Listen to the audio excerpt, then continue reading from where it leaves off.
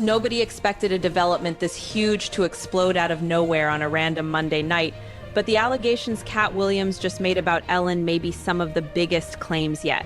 There was always one question that people in Hollywood never seem comfortable answering. How did someone who constantly told the world to be kind end up being described behind the scenes as cold, controlling, and even intimidating to work with? That question kept following Ellen DeGeneres everywhere. On camera, she appeared cheerful, funny, and full of energy, always dancing, smiling, and making people laugh. But away from the cameras, the stories people shared painted a very different picture. For almost 2 decades, she dominated daytime television. The Ellen DeGeneres Show became one of the biggest talk shows in America. Celebrities rushed to sit on her stage. Millions tuned in every single day, and her entire brand was built around one simple message: be kind to one another. But when the show suddenly came to an end, the rumors only became louder. More and more people started wondering what was really happening behind the scenes, and that is where this story begins, connecting to the warnings comedian Katt Williams has been making for years. Williams was never the type to play it safe. While other celebrities stayed quiet to protect their careers and keep powerful people happy, he chose to speak openly. He repeatedly claimed that Hollywood is nothing like the image it shows to the public.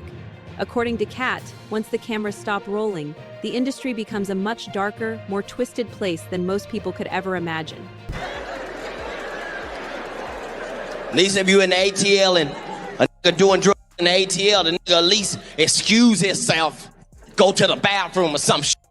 Niggas in Hollywood just do the drugs right in front of you and act like ain't shit happened. You in the middle of a goddamn meeting. Yeah, so what we're gonna do is we're gonna do the movie with you, and then we're gonna go back.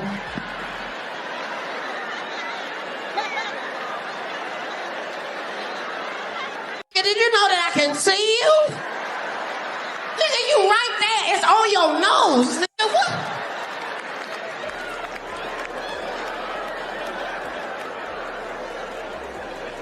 Motherfuckers be gay in Hollywood, you never expected. They be having these big ass mansion parties, and the mansion party, the whole mansion is a party, and then it's a separate party in the little rooms. I ain't been famous that goddamn long. I'm excited in a motherfucker to be at the mansion party. You be looking in all the goddamn rooms, and you fuck around and look in the wrong room and shit.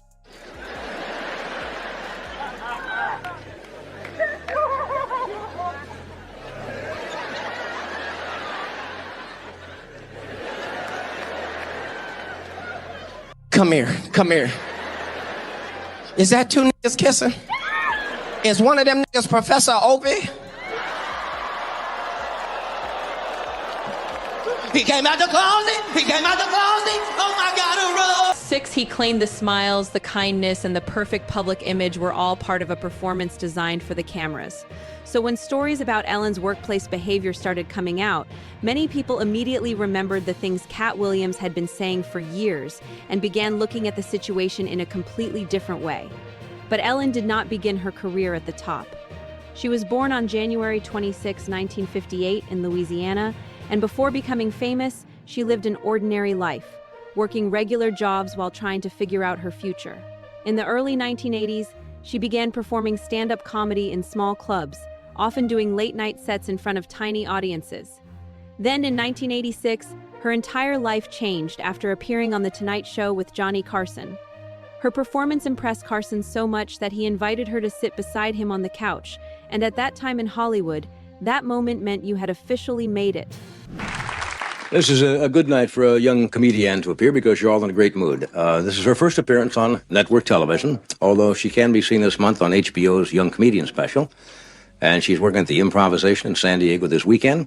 She'll be at the San Francisco Punchline the 3rd through the 6th of December, and at the Dallas Improv December the 9th through the 6th to 14th. Would you welcome Ellen DeGeneres? Ellen?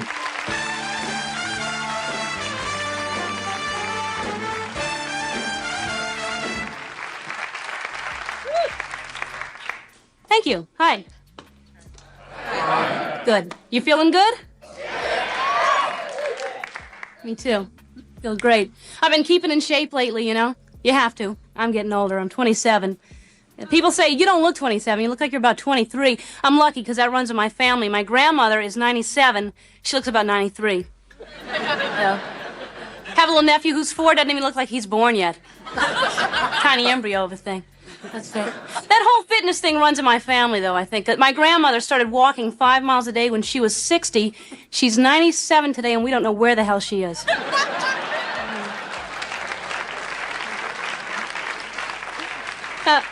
I'm kidding. We know where she is. She's in prison. But, I'm kidding again, you know. I kid a lot because I'm a comedian. From that moment on, her career quickly took off. During the 1990s, she starred in her own sitcom called Ellen, and then in 1997, she made a move that completely changed her life and career when she publicly revealed that she was gay. At that time, coming out in Hollywood was considered a massive risk, and the reaction was immediate. Not long after, her show was canceled, several networks distanced themselves from her, and for a while it seemed like her career might never recover. But Ellen eventually made a comeback.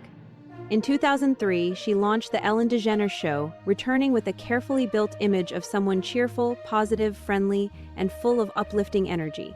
At the end of nearly every episode, she repeated the same message, "Be kind to one another," and that phrase slowly became the foundation of her entire public identity. The show became a massive success. She filmed more than 3,000 episodes, collected dozens of awards, and grew into one of the most powerful figures on television. But while the public saw a smiling daytime host, a very different story was reportedly beginning to develop behind the scenes. Former staff members slowly started speaking out about what the work environment was really like. Some described the atmosphere as stressful, tense, and emotionally exhausting. One former employee even claimed they were told not to speak to Ellen directly or make eye contact with her. Others said it constantly felt like they were walking on eggshells every single day. If you didn't pitch in her wheelhouse, then she looked at you like you had just fucking stabbed her puppy.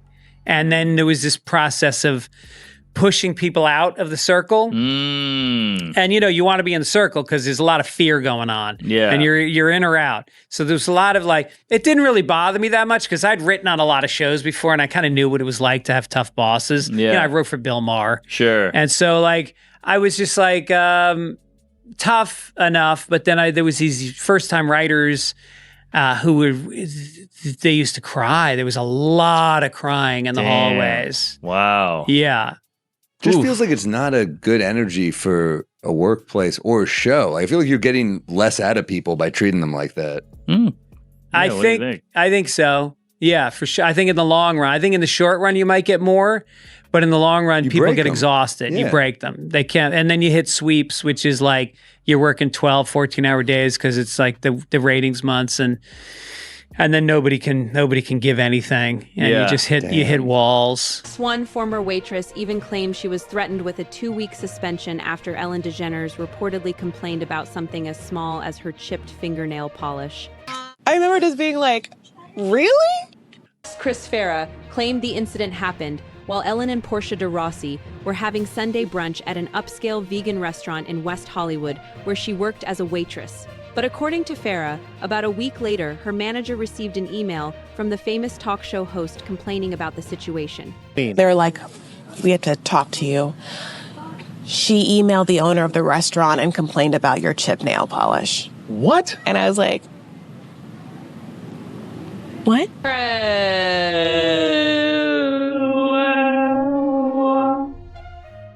Farah said that in an attempt to satisfy the high-profile celebrity, her boss punished her with a 2-week unpaid suspension. According to her, the situation became so upsetting and humiliating that she eventually decided to quit her job altogether.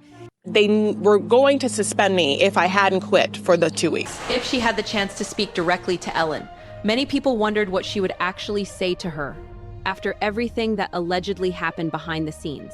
Is happening in your life that you are already busy with the bountiful grace that's happening to your wealth, your influence? Why do you have the time to mess with someone who was just serving you? Do you look at Ellen differently now because of that incident? Oh, absolutely. I mean, before this, I was a huge fan. Like many waitresses in Los Angeles, Farah is also an actress and does stand-up comedy on the side. She said she does not want to name any names, but her account is just the latest controversy surrounding Ellen, who has faced accusations of ignoring a toxic work environment on her talk show. This is especially striking because of her public image built around kindness, and her constant reminder to viewers to be kind to one another. Sad that Ellen is so rich and powerful and a female comedian would take her time to hurt someone who she probably guesses is somewhat of a starving artist. I have seen some of the celebrities who came out and been like, well, she was never rude to me. And I'll be like, yeah, you're a rich, powerful celebrity. Well, she wasn't rude to you, I get it. But you aren't someone who's working underneath her. 6'1" producer claimed that Ellen was aware of how people were being treated but chose to stay silent. According to that account, someone else would act as the strict one, raising their voice and putting pressure on staff, while Ellen would stand back and laugh. This created a contrast between what people saw on television and what some reportedly experienced behind the scenes. Later, older clips began resurfacing online. In one interview, Ellen repeatedly pressed singer Taylor Swift to discuss her dating life, even though Taylor was clearly uncomfortable and did not want to answer. It gradually turned into an awkward situation that many viewers noticed. In another moment, actress Dakota Johnson corrected Ellen live on air about not being invited to a party. And that brief exchange caught a lot of attention because it felt like a small crack in Ellen's carefully polished public image. But the moment that stood out the most for many people involved Mariah Carey. During their interview, Ellen joked about rumors that Mariah was pregnant, then brought out drinks and repeatedly encouraged her to take a sip to prove the rumors were false. Mariah appeared visibly uncomfortable, but eventually went along with it under pressure. You and I both really know now that Miss Ellen, not as nice as she portrayed on TV. Now, the most awkward, uncomfortable, and borderline unethical interview that Ellen did has to be Mariah Carey. Make sure you watch my pop culture paint lesson about Dakota and Ellen to get all of the tea. Mariah Carey was on the Ellen DeGeneres show in 2008, and Ellen obviously has to pry and bring up the pregnancy rumors that were circulating at the time. She didn't just do that, though. In order to pressure an answer out of her, she made her drink champagne live on TV. And then the other thing is that people are saying that that you're pregnant. There's rumors. Don't discuss that. All right. Well, you don't have to. No, that's okay. No, honestly, you don't have to. Let's just toast with champagne and decide. But they've been saying that since we. I can't believe you did this to me, Ellen. What? Are you trying? I'm not going to ask you if you're pregnant or not. This is peer pressure. You see what Ellen is doing? This is peer pressure. No. Let's toast to you not being pregnant. If you're not pregnant, then oh my goodness. I can't believe her. Why would we toast for that?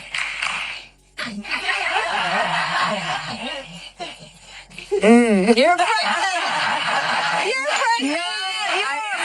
Mariah didn't want to release that she was pregnant yet because she has had a history of having miscarriages, and it was way too early on. Shortly after the interview, Mariah suffered a miscarriage. She talks all about this in some interviews from 2020 and her book that came out, but that's honestly a very evil thing for someone like Ellen to do with her platform. And Mariah continuously brings up that how uncomfortable that moment made her. Whether or not it was real champagne doesn't really matter. It's the fact that she was pressuring her into answering on live TV. When people found that out, the clip no longer felt funny to them. It raised a bigger question.